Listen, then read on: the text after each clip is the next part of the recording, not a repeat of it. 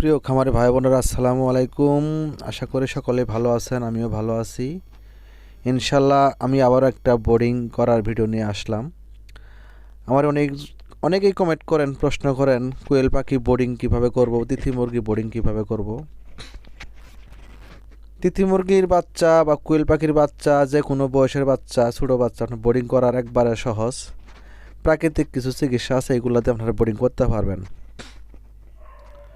অনেকে আছেন 20টা 30টা 50টা ডিম ফুটান, ও তো ওষুধ কিনতে পারেন না। আপনারা চাইলে প্রাকৃতিক চিকিৎসা দিয়ে এইগুলো বাচ্চা বোর্ডিং করতে পারবেন। যেমন আদা, লেবু রস, তুলসী পাতা রস, কাঁচা হলুদের রস, এইগুলা দিয়ে আপনারা 7 দিন বাচ্চাগুলার সুন্দর মতো বোর্ডিং করতে পারবেন।